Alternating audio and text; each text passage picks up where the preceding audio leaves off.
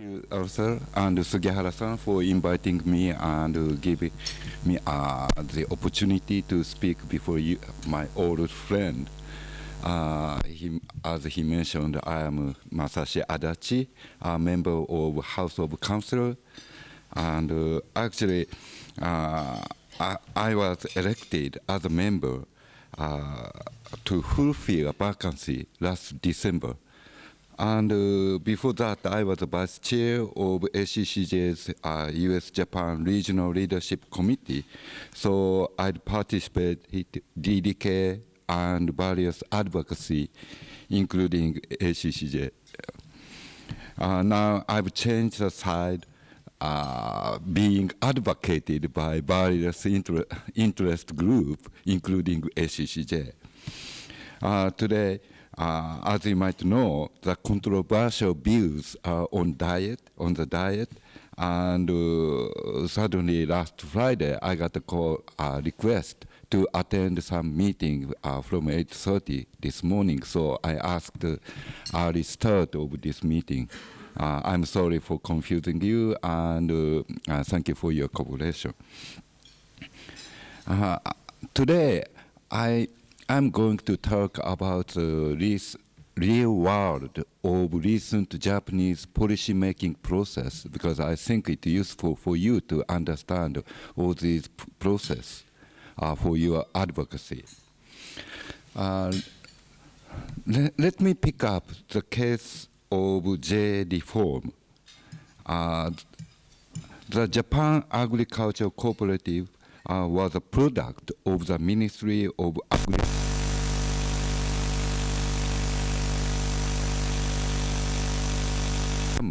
Work effectively. The Agriculture Ministry has controlled farmers and agriculture policy through JA. However, JA became a symbol of agriculture's low productivity and conservative powerhouse.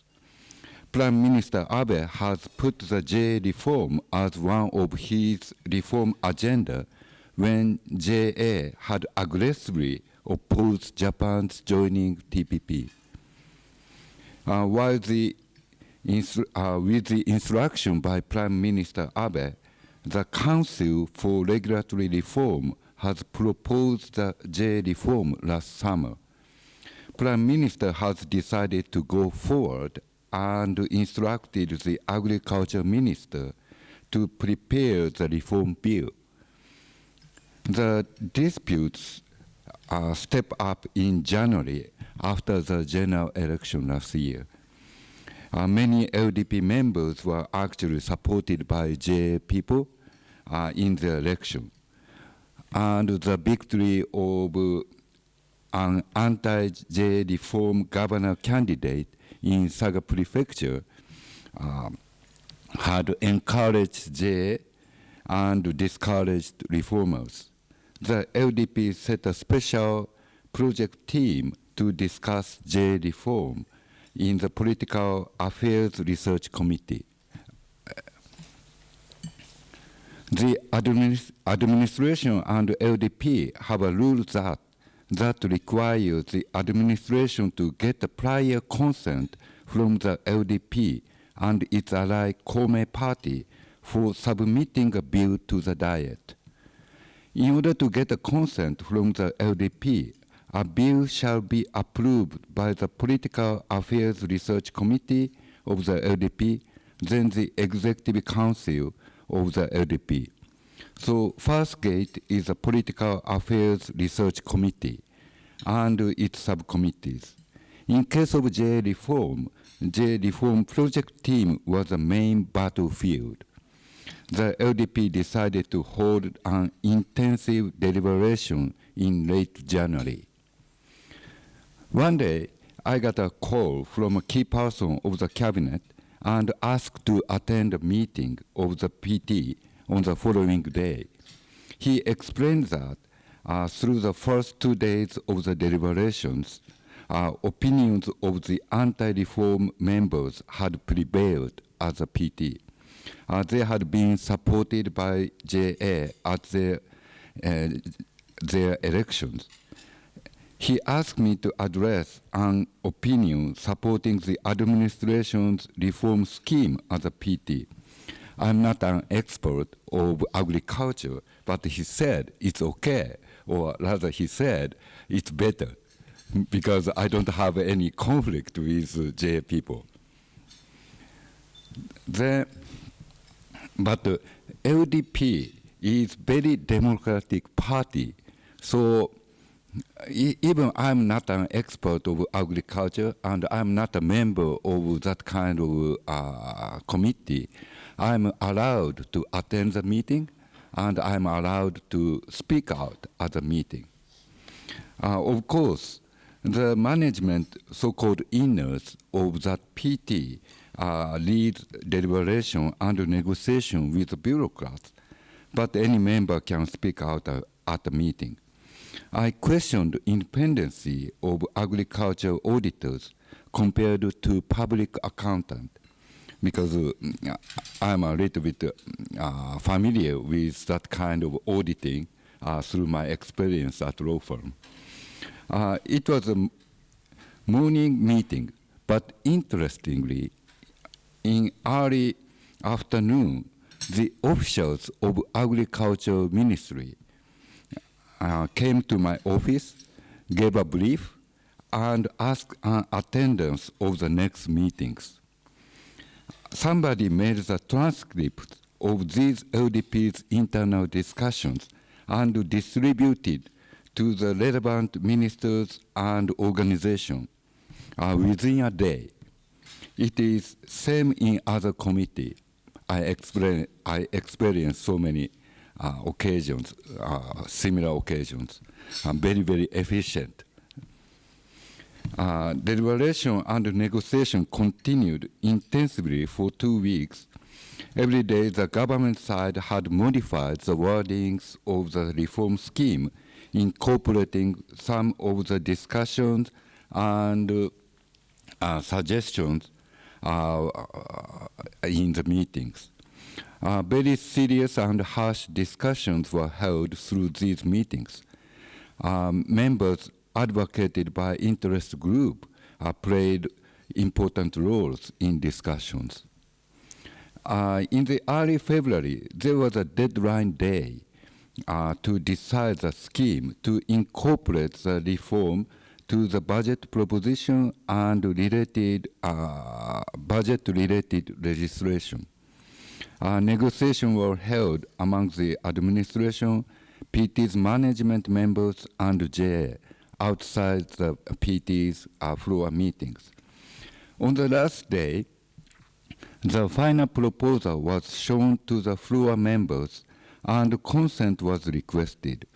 Some members addressed their concerns, but at last, unanimous votes were given to the proposal. Unanimous vote is the ordinary procedure or ordinary practice to make LDP's policy makings. You cannot believe it, but all the time unanimous vote is made somehow. It's a kind of Japanese mice. Actually, as to the J reform, at the last meeting, very strong opposing persons or opposing people didn't attend the last meeting, because if they attend, they have to oppose the proposal.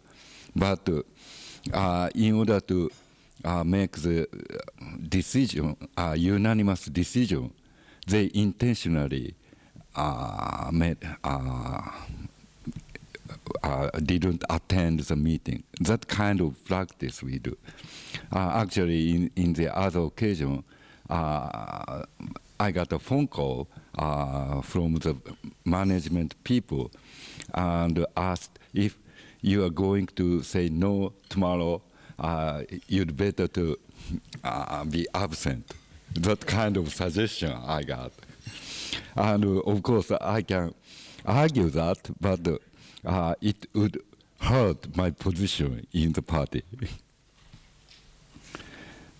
And in fact, the final proposal of JA reform was more than expected to the floor members. A unit JA which has deposit in the amount of more than 20 billion yen shall be obliged to be audited by public accountant.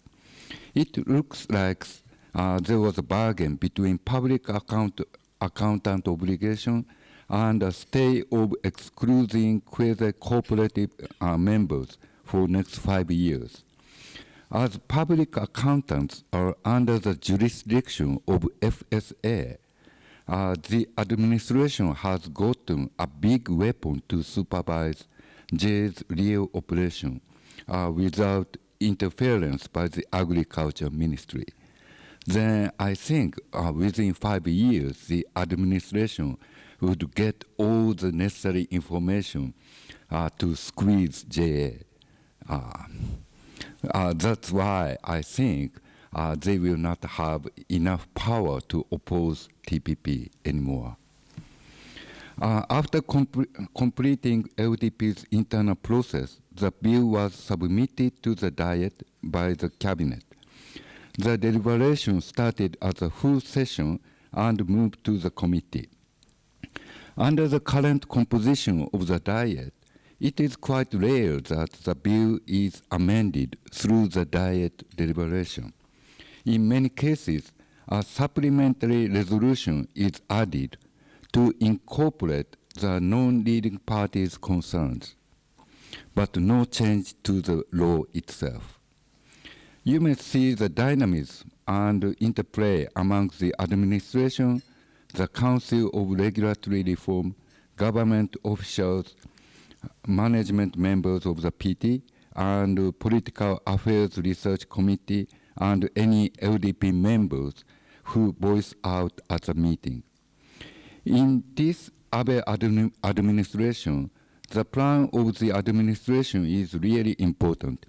In fact, most of LDP members had opposed the drastic reform to JA, energy industry, and labor law, but the administration exercised its big power to pursue them.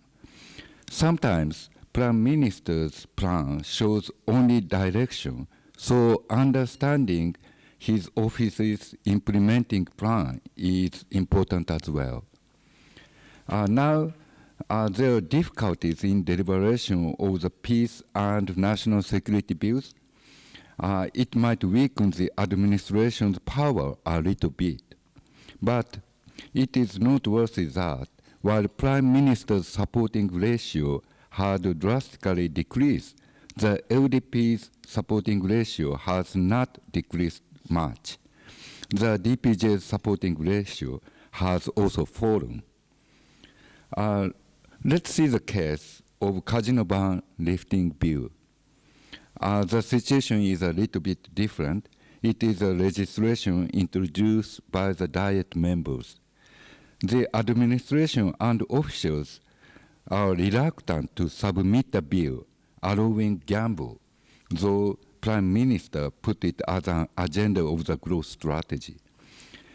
As a bill would be very complicated in coordinating various ministries, the Diet members submitted a bill as a program act, which requires the administration to submit a concrete implementing bill within 1 year. Some of you might be very interested in the fate of the bill, but if I start explaining this, it takes really more than 1 hour or 2 hours. So I just mentioned that there are difficulties in a compulsory in the issue, such as compulsory adherence to a party's decision, an order of scheduling deliberation of the bill, and real political coordination of the implementing bill. Another example of advocacy is an introduction of fair use provision to the Copyright Act. The discussion was once made several years ago, but failed. 2 years ago, the LDP's IP Research Committee compiled a proposition to the government asking for introducing fair use. The Culture Agency refused straightly through the Council's report this February. As members of councils are ordinarily elected by bureaucrats, and preparation of council's meetings are arranged by bureaucrats, it is rare that the conclusion of councils is far away from the bureaucrat's thoughts. Then Sugihara-san asked me to help, and I pushed the IP Research Committee to challenge the agency's conclusion with an assistant from a colleague in charge of the growth strategy. I argued fair use would make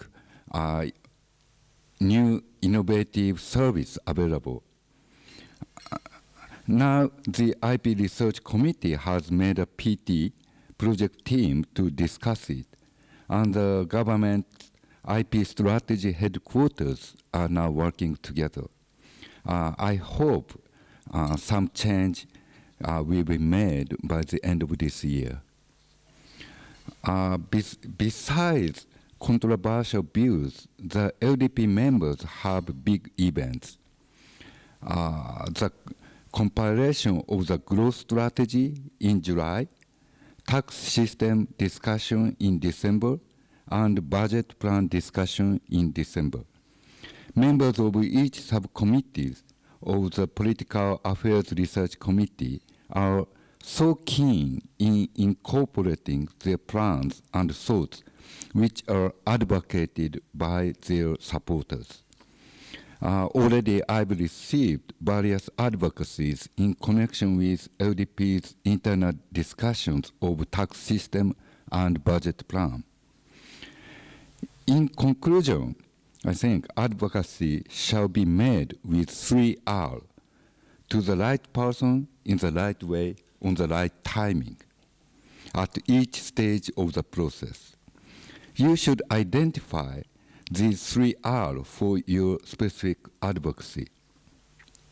As I explained at the beginning, I have to rush to the diet, so I'm not take a lot of questions, but if you have any questions, I'm willing to hear. Good. Thank you very much. Obviously, there's not enough time today, so we're going to have you come back again and tell us about the three arguments. So, questions or comments? This is a unique opportunity. I have one question. My name is Andy Johnson, MetLife. About social security reform. The government released the June fiscal reform plan that prioritizes growth in the short term, and then social security reform measures are pushed back until 2017, and they're quite vague. But meanwhile, finance is getting worse. We're kind of starting to get into a sense of crisis about the social security system. So I just want to understand how would you describe the appetite for social security reform that we have in the administration right now? Social security reform is really the key element in budget and tax and all the growth strategies, because its shares in the budget is more than 45%. But on the other hand, there is no real one solution. So whatever discussion within the LDP, all the time the discussion is heat up, and everybody speak out different opinions, and so it's depending on how the administration really thinks to proceed. But even within the administration, the Ministry of Finance and the Ministry of Welfare had totally different opinions, and a very difficult issue to make compromise. Sorry, just a follow-up question. Is there a kind of sense that this is politically very difficult because of elderly people voting great numbers,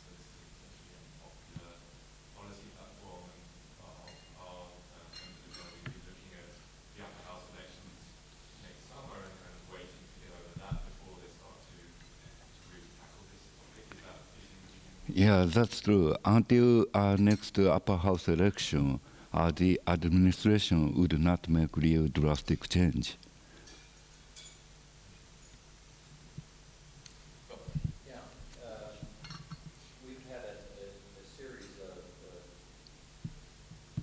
supplemental budgets. And for FY14, of course, they focused that budget in the rural development for single parent.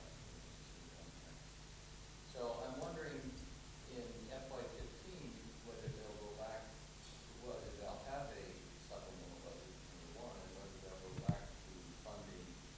Usually half of that went to life science research or other research projects. Do you think that this is on the cards after they get the FY16 budget sorted? The meaning of supplemental budget is recently a little bit changing. It's a part of the budget.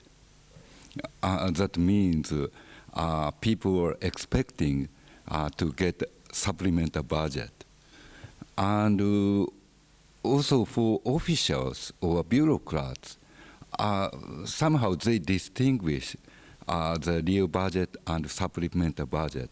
Then for some kind of project, they think supplemental budget is more effective or useful for that kind of project. Because the discussion of main budget is more scrutinized, in fact. And supplemental budget, somehow they think it's necessary to fuel the economy, so any kind of money is needed or that kind of discussion. So they clearly distinguish. So it's depending on what kind of project you're thinking about. Is there serious discussions, or have they started discussions at all for FY15? Not yet. I think after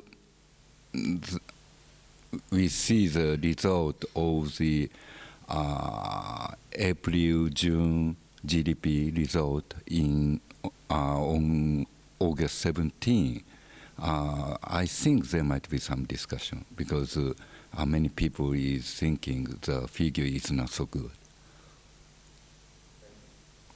Other questions? Yes, I have two questions. Sorry for that. Wow. One is among the ACCJ members, our concern is what the growth strategy is going on. So third arrow, so that is my question. The second one is please explain a little bit about ongoing decisions for security bill and what's the decision is going to be. As first question. The growth strategy. The third arrow is in fact the duration of flying air is mid or long terms actually.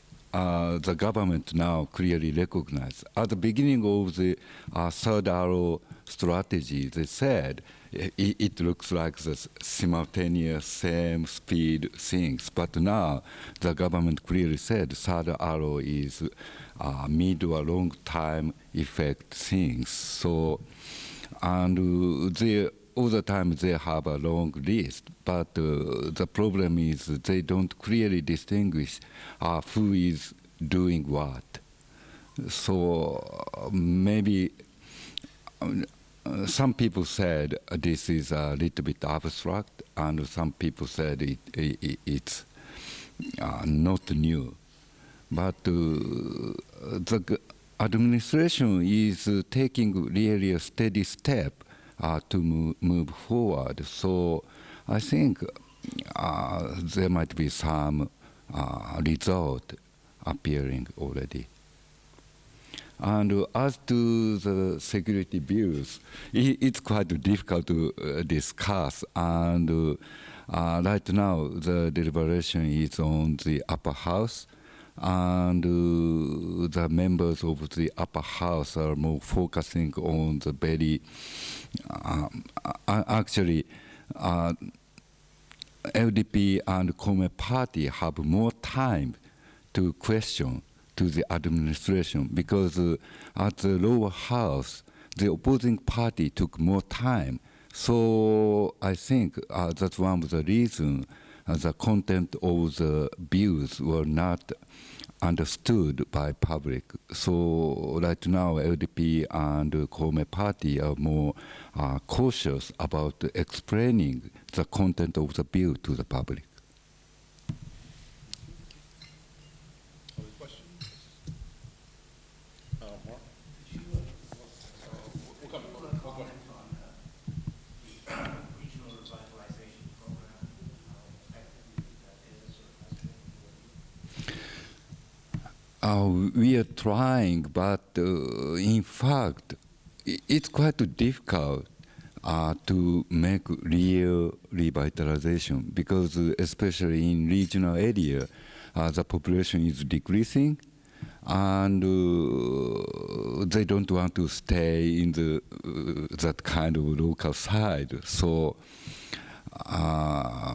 we are trying with many things, but so far there is no good answer yet. But we are continue trying. Okay, I think Mark has the last question. Just wanted to ask your perspective around what other around legal law reform. I think in this session we don't have any time. Actually, even the this deliberation of other level of issue is on the edge, whether we can complete within this session or not. Do you think it can happen in the future? Maybe next ordinary session, but because it's already failed several times, I think it's a little bit difficult, and that one is not so popular one for public, so I'm a little bit reluctant. Okay. Well, join me in thanking Mr. Adachi.